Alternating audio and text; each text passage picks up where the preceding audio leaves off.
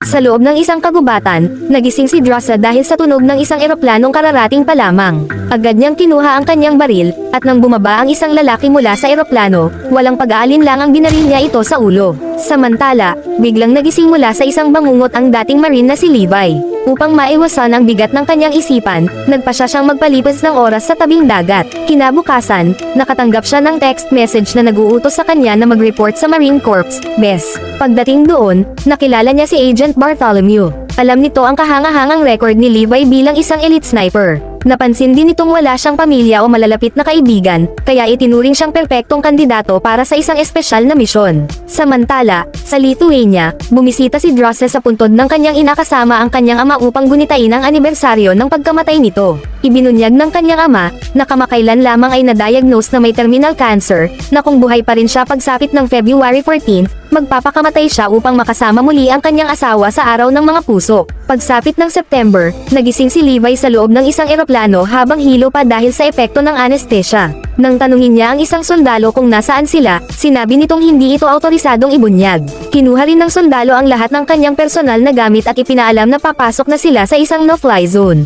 Kailangan niyang tumalon mula sa eroplano at lockerin ang natitirang bahagi ng biyahe. Matapos kunin ang mga kagamitang nakatalaga para sa kanya, tumalon si Levi mula sa eroplano gamit ang parachute at hinila ang tamang sandali bago ito buksan. Ligtas siyang nakalapag sa lupa at sinimulan ang isang mahabang paglalakbay na kinabibilangan ng pag-akyat sa matatarik na lugar, mahabang paglalakad, at pagpapalipas ng gabi sa kampo. Kalaunan, narating niya ang gilid ng isang napakalawak na bangin kung saan nakilala niya ang isang sundalong nagngangalang JD. Isang taon nang nakaistasyon doon si JD, ngunit katulad ni Levi, wala rin itong ideya kung saan talaga sila naruroon. Magkasama silang nagtungo sa West Tower, isang ganap na self-sustaining na outpost na pinagana ng solar energy, may backup generators, sistema ng pangungulekta ng tubig ulan, taniman ng mga gulay, at saganang maihilap na hayop na maaaring hulihin bilang pagkain. Sa kabilang panig ng bangin ay matatagpuan ang East Tower, ngunit mahigpit na ipinagbabawal ang anumang pakikipag-ugnayan sa taong nakatalaga roon. Napapalibutan ang bangin ng mga landmine at mga harang sa hilaga at timog,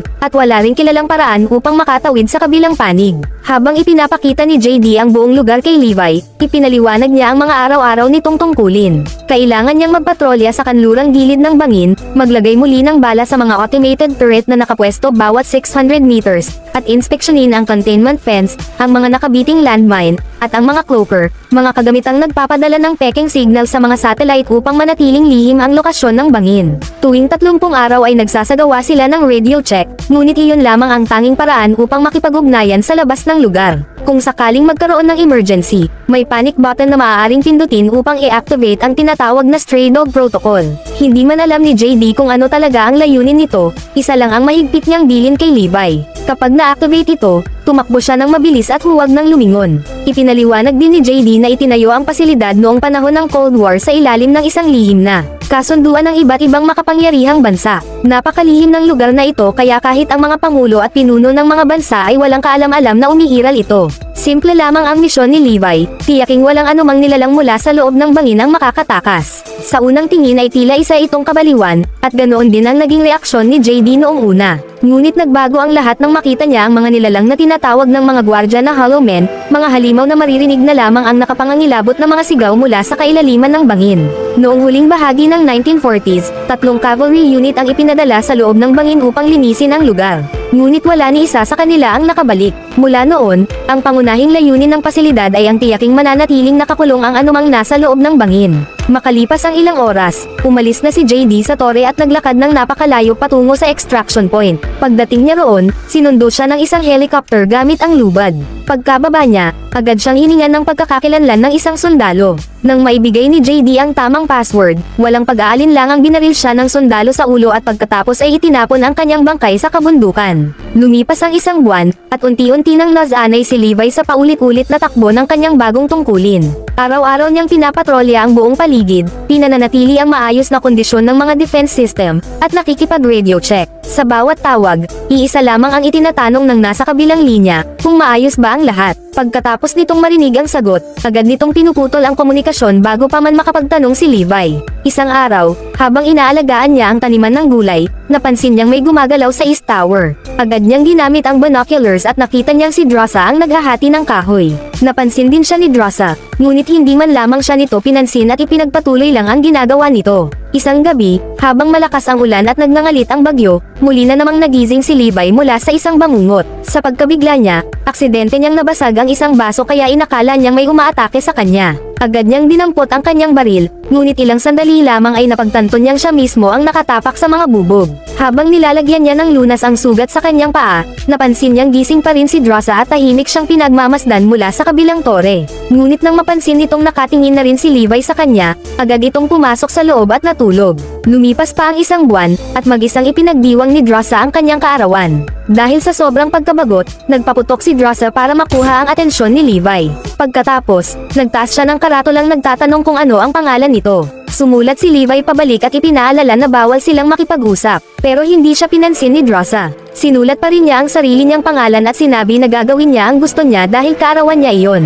Natawa si Levi, kaya isinulat din niya ang pangalan niya at itinaas ang baso bilang tahimik na pagbati. Pagkatapos noon, nagpatugtog si Drasa ng malakas na musika at nagsimulang sumayaw, hinihikayat si Levi na sumabay. Sumagot si Levi na hindi siya marunong sumayaw, pero isa siyang mahusay na sniper. Bilang biro, binaril ni Drasa ang bote ng tubig ni Levi. Agad naman siyang gumanti at binaril din ang bote ni Drasa. Hindi pa nakontento si Drasa kaya nagpatong siya ng isa pang bote sa ulo niya, na para bang hinahamon si Levi. Pero bigla siyang napatigil nang may mapansin siyang gumagalaw sa kailaliman ng bangin.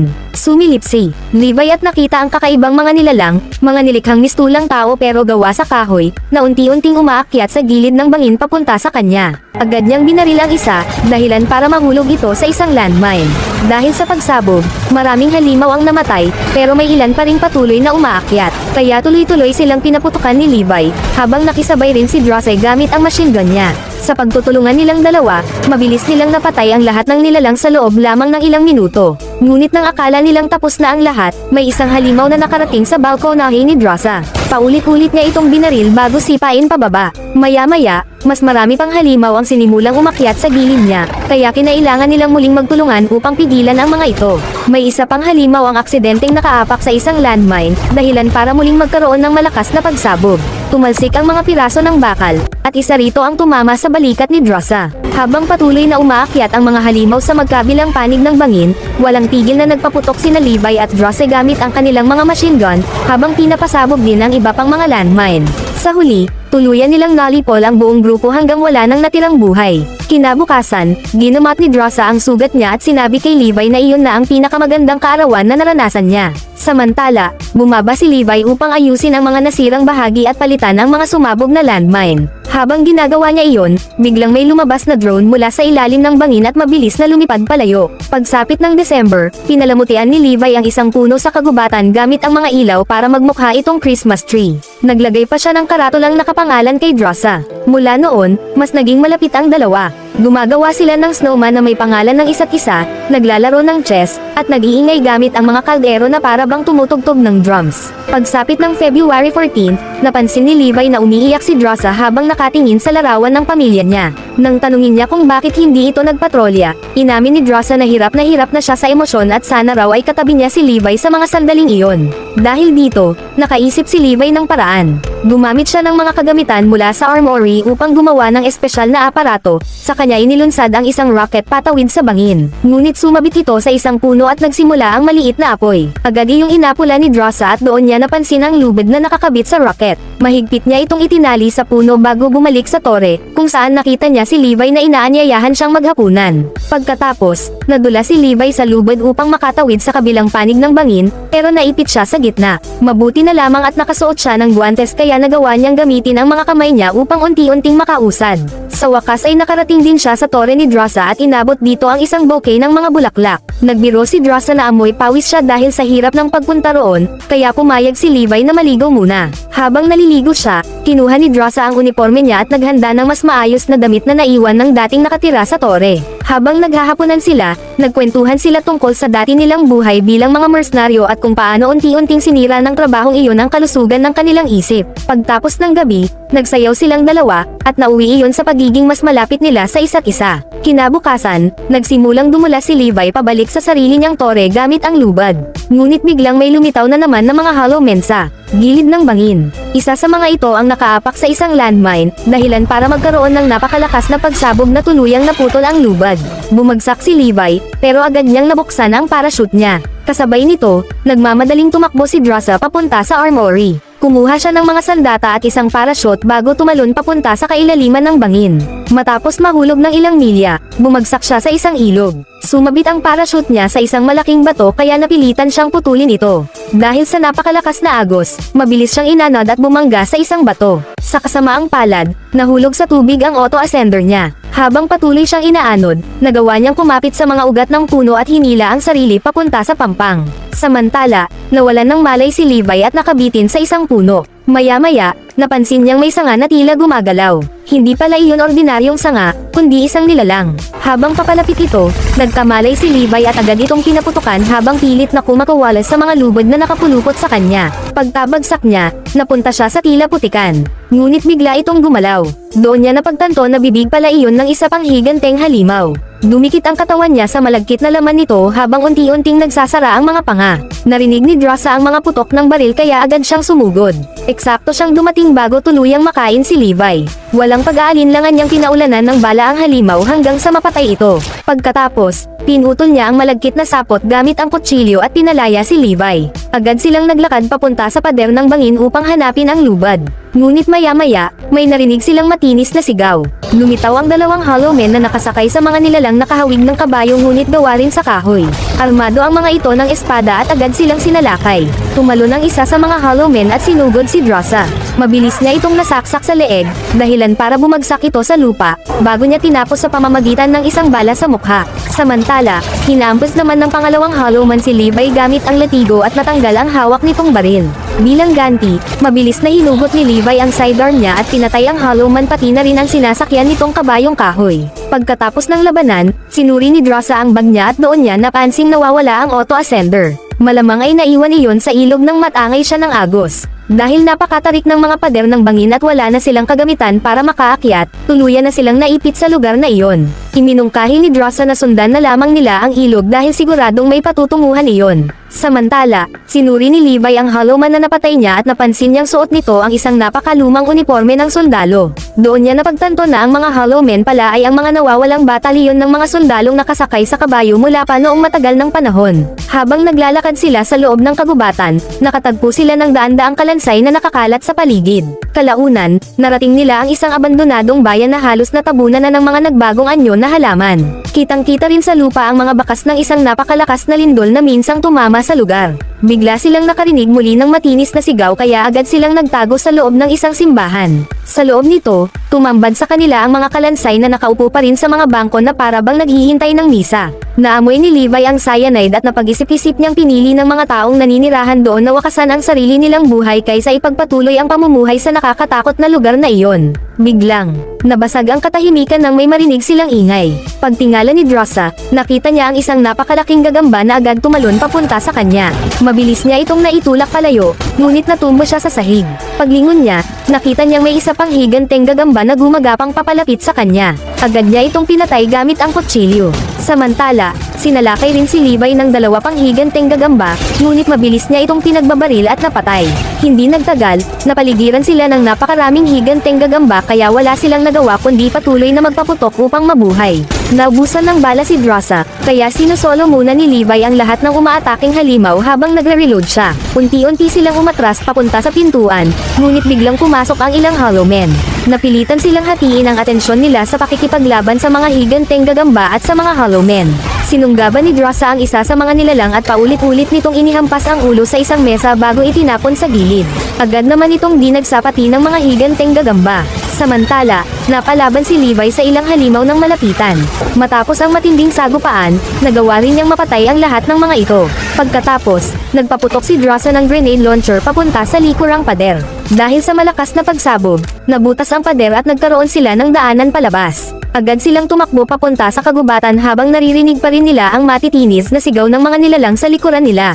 Dahil pakiramdam nila ay masyado silang lantad sa bukas na lugar, nagpasya silang lumapit sa pader ng bangin. Doon, natuklasan nila ang isang lumang pintuan na papasok sa isang pasilidad na nilamon na rin ng mga nagbagong anyo na halaman. Habang mas lumalalim sila sa loob, napagtanto nilang isa pala itong dating laboratorio ng militar. Nagkalat ang mga kalansay sa bawat sulok. Nagawa ni Drasa na paandar rin ang isang generator, habang may nakita namang lumang film reel si Levi. Isinalpak niya ito sa projector at agad nilang pinanood ang laman nito. Sa video, isang siyentipiko ang nagsabing taon ay 1946, at ang komunidad na iyon ay bahagi ng isang napakalihim na pandaigdigang koalisyon. Sa huling bahagi ng ikalawang digmaang pandaigdig, nakagawa sila ng mga biochemical missile. Ngunit 6 na araw bago ginawa ang video, isang malakas na lindol ang nagdulot ng pagtagas ng mapanganib na kemikal.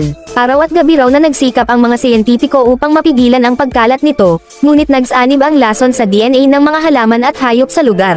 Dahil dito, nagsimula silang magbago at naging nakakatakot na mga nilalang. Ipinaliwanag din niya na hindi delikado ang panandaliang pagkalantad sa kemikal, ngunit ang matagal na pagkakalantad ay nagdudulot ng matinding pagbabago maging sa tao. Bilang patunay, ipinakita ang babaeng siyentipiko na mayroon ng mga sanga ng puno na tumutubo mula sa katawan niya. Sa kabutihang palad, nakulong ang lason sa loob ng bangin kaya hindi ito kumalat sa iba pang bahagi ng mundo. Sa isa pang silid, nakakita sina Levi at Drasa ng isang computer mula sa huling bahagi ng 2000s. Ipinapakita nitong may mga taong bumalik pa sa lugar na iyon matagal matapos ang unang aksidente. Binuksan ni Levi ang computer at nalaman niyang ang buong pasilidad ay pinapatakbo pala ng Dark Lake, isang pribadong paramilitary company. Ang drone na nakita nila kanina ay ginagamit upang mangolekta ng mga sample para sa mga eksperimento ng Dark Lake sa paglikha ng mas pinahusay na mga sundalo. Ang mga tore at ang mga bantay ay bahagi lamang pala ng malaking pagtatakip sa katotohanan. Habang sinusuri pa ang mga file sa computer, may nakita ring dokumento si Levi tungkol sa Stray Dog Protocol. Isa pala itong emergency nuclear bomb na nakahandang pasabugan anumang oras upang tuluyang linisin ang buong lugar sakaling magkaroon muli ng pagtagas ng mapanganib na kemikal. Habang naghahanda silang umalis, sinabi ni Levi kay Drasa na sulit ang misyong ito dahil dito niya nakilala ang babae. Pagkatapos, naghahagay sila ng smoke grenade sa labas bago lumabas sa bukas na lugar. Ngunit bigla na lamang may latigong pumulupot sa bukong-bukong ni Drasa. Isa pala itong hollow man na agad siyang hinila papasok sa kagubatan. Habang kinakalagad siya, pilit niyang pinuputol ang latigo gamit ang kutsilyo, ngunit malakas siyang bumangga sa isang puno at nabitawan ang sandata. Sinubukan niyang barilin ang nakasakay na hollow man, pero hindi siya makapagpuntirya ng maayos dahil sa bilis ng pagkakahila sa kanya at sa mga sanga at iba pang bagay na patuloy na humahampas sa katawan niya. Samantala, sinundan ni Levi ang mga bakas na iniwan nila hanggang sa makarating siya sa isang pasilidad kung saan nakatago ang nuclear bomb. Sa loob, nadatnan niyang nakabitin si Drasa at nakagapos sa mga lubad. Habang wala si Levi, pinahirapan siya ng hollow man. Pinaikot nito ang isang sanga na nakabaon sa tiyan ni Drasa bago marahas na hinugot iyon. Sa kabila ng matinding sakit, sinipa ni Drasa ang hollow man at nagawa niyang makawala sa pagkakasabit sa malaking beam. Pagkatapos, mabilis siyang dumampot ng matulis na piraso ng bakal upang ipagtanggol ang sarili. Ngunit muli siyang nanaig ng hollow man. Mas nakakatakot pa rito, naglabas ito ng isang ahas mula mismo sa dibdib nito. Kahit ganoon, hindi sumuko si Drasa. Pinugutan niya ng ulo ang ahas at ibinato ang bakal sa hollow man. Hindi man ito gaanong nasaktan, lalo naman itong nagalit. Agad siyang hinabol ng hollow man habang hawak ang espada nito, kaya napilitan si Drasa na tumakbo sa loob ng silid. Gumamit siya ng mga buto bilang pansamantalang panangga at nagsindi ng sunog mula sa malaking apoy. Sa tamang pagkakataon, nagawa niyang sindihan ng apoy ang katawan ng hollow man. Habang sumisigaw ito sa matinding sakit, dumating si Levi at walang pag-aalinlangang pinaulanan ito ng bala hanggang sa tuluyan itong mamatay. Sa wakas ay muling nagkita ang dalawa at mahigpit na nagyakapan. Habang sinusuri ni Levi ang uniforme ng hollow man, napansin niya ang pangalan na nakasulat dito. Doon niya napagtanto na ito pala ang unang bantay na naitalaga sa tore na binabantayan niya. Kinuha nila ang espada ng nilalang bago tuluyang umalis sa lugar. Hindi nagtagal, narating nila ang mismong lugar kung saan unang naganap ang pagtagas ng mapanganib na kemikal. Sa paligid, nakita nila ang napakaraming nagbagong anyo na mga nilalang na nakalubog sa isang malagkit at nakalalasong likido. Habang tumatawid sila sa isang tulay, napansin nilang may mga mukhang kahawig ng tao na humihinga pa rin sa ilalim ng malapot na likido. Maya-maya, aksidenteng naapakan ni Drasa ang isang ugat ng halaman. Dahil dito, nahila ang malagkit na likido at biglang kumawala ang ilang mga katawan na agad nagtangkang sunggaban siya. Ginamit ni Levi ang espada upang putulin ang mga ugat na nakakapit kay Drasa at tuluyan siyang mawila palabas. Ngunit bigla na lamang nagising ang mas malalaki pang mga halimaw at nagsimulang umungal ng napakalakas. Habang gumagawa si Levi ng daan gamit ang espada, isang galamay na nababalutan ng malagkit na likido ang biglang kumulupot sa bukong-bukong niya at hinila siya pababa. Walang pag-aalinlangan, naghahagay si Drasa ng grenade sa likuran nila. Nagdulot ito ng napakalakas na pagsabog na nagpasiklab sa apoy sa mga halimaw at sa buong malagkit na likido. Agad na kumalat ang apoy sa buong lugar. Sinamantala nila ang pagkakataon at mabilis na tumakbo paakyat sa hagdan hanggang sa tuluyan silang nakatakas. Pagbalik nila sa abandonadong bayan, nakakita sila ng garahe na puno ng mga military jeep. Matapos kumpunihin ni Levi ang makina ng isa sa mga ito, agad silang umalis at nagtungo sa lugar kung saan naroon ang naputol na lubid malapit sa pader ng bangin. Itinali ni Levi ang lubid sa jeep habang pinipigilan naman ni Drasa ang mga papalapit na hollow men sa pamamagitan ng walang tigil na pagpapaputok. Nang maubusan siya ng bala, nagpalitan sila ng tungkulin. Nang matiyak nilang maayos ang pagkakatali ng lubad, nagsimula silang umakyat sa matarik na pader gamit ang jeep. Sa simula ay maayos ang lahat, ngunit hindi nagtagal ay nagsimula ring umakyat ang mga hollow men sa likuran nila. Nagawa nilang sipain pababa ang isa sa mga ito. Habang ginagamit ni Levi ang espada upang labanan ang mga umaatake, nakakita naman si Drasa ng palako sa isang toolbox at nakisali sa depensa. Itinulak ni Levi ang isang hollow man papunta sa umiikot na gulong ng jeep, habang binasag naman ni Drasa ang isa pang nilalang na bumagsak sa windshield. Biglang tumalon ang isang hollow man papunta kay Levi at natulak siya palabas ng jeep. Mabuti na lamang at nakakapit siya sa gilid, kaya hindi siya tuluyang nahulog habang patuloy na umaakyat ang sasakyan. Habang nakabitin, sinaksak ni Levi ang tangke ng gasolina ng jeep bago niya muling naiahon ang sarili papasok. Kumuha siya ng flare, sinindihan ito, at inihagis patungo sa tumatagas na gasolina. Agad itong sumabog, at nilamon ng apoy ang lahat ng hollow men na humahabol sa kanila. Ngunit nadamay din ang jeep at tuluyan itong nawasak. Dahil sa lakas ng pagsabog, malakas na tumama si Levi sa pader ng bangin at nabali ang isa niyang binti. Agad siyang tinulungan ni Drasa na makatayo. Dahil malapit na sila sa itaas, napagdesisyonan nilang putulin ang lubid upang tuluyang bumagsak ang nagliliyab na labi ng jeep sa mga natitira pang hollow men sa ibaba. Pagkatapos nito, inakyat nila ang natitirang bahagi ng bangin at sa wakas ay nakabalik sa tore ni Drasa. Habang ginamat nila ang kanilang mga sugat, nagkasundo silang manatiling naka-quarantine ng 5 na araw upang matiyak na hindi sila nahawaan ng anumang kemikal o lason mula sa bangin. Sa panahong iyon, pinagplanuhan din nilang tumakas ng magkasama at tuluyang sirain ang bangin upang wala ng ibang mabiktima. Naghalikan silang dalawa, at sinabi ni Levi kay Drasa na mahal niya ito. Pagkatapos, ginamit niya ang grappling gun upang makabalik sa sarili niyang tore. Kinabukasan, oras na para sa regular na radio check-in. Ngunit sa halip na ang dati niyang kausap, si Bartholomew ang sumagot sa radyo. Sinabi nitong natuklasan nilang may gumamit sa computer sa laboratorio. Itinanggi ni Levi na pumasok siya sa bangin, kaya napagpasyahan ni Bartholomew na ang bantay sa kabilang tore ang siyang gumawa nito. Dahil dito, hinatasan niya si Levi ng isang misyon, ang patayin ng sundalong nasa kabilang tore. Nagkunwari si Levi na susunod siya sa utos bago natapos ang tawag. Ngunit hindi niya alam na binabantayan na pala siya ni Bartholomew. May nakakabit palang kamera sa computer ng laboratorio, kaya alam nitong parehong pumasok sina Levi at Drasa sa bangin. Agad niyang kinontak ang isang commander at nag-utos na magpadala ng isang grupo ng mga sundalo. Kinabukasan, abala sina Levi at Drasa sa pagtatanim ng mga landmine bilang bahagi ng plano nilang makatakas. Tahimik na nagsulat si Drasa sa isang karatula,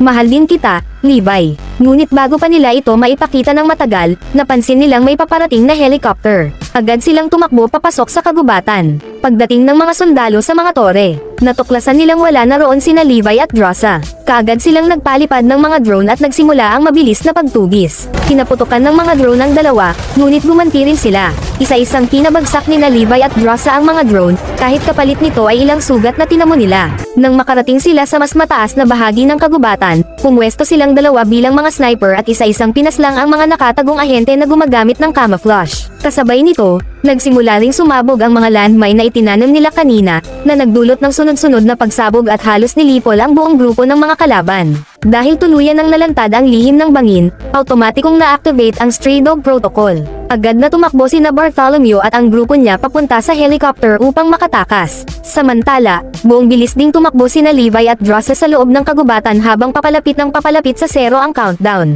Pagsapit sa huling segundo, sumabog ang nuclear bomb. Isang napakalaking pagsabog ang yumanig sa buong bangin. Nilamon nito ang buong lugar at maging ang helicopter ay tinamaan ng napakalakas na blast wave, dahilan upang bumagsak ito at mamatay ang lahat ng sakay. Tinamaan din ng matinding shockwave si Levi. Dahil sa lakas nito, tumilapon siya mula sa bangin at bumagsak sa isang ilog sa ibaba. Samantala, matagumpay na nakatakas si Drossa at nagtago sa loob ng isang kuweba habang hinihintay ang pagbabalik ni Levi. Lumipas ang mga araw, naging mga linggo, at kalaunan ay umabot ng isang buwan, ngunit wala pa ring bakas ni Levi. Dahil nawala na siya ng pag-asa, nagpa siya si Drossa na umalis at ipagpatuloy ang buhay niya. Makalipas ang ilang panahon, naninirahan na si Drossa sa France at nagtatrabaho bilang isang waitress. Isang araw, laking gulat niya nang makita si Levi na tahimik na nakaupo sa isang mesa. Ipinaliwanag ni Levi na matagal siyang nakarecover mula sa matitinding pinsala na natamo niya sa pagsabog. Ngunit ngayon, sa wakas ay muli na silang nagkita. Nagyakapan silang dalawa at muling pinagtibay ang pagmamahalan nila sa pamamagitan ng isang matamis na halik. Ano sa tingin ninyo ang pelikulang ito? Ibahagi ang inyong opinyon sa comment section.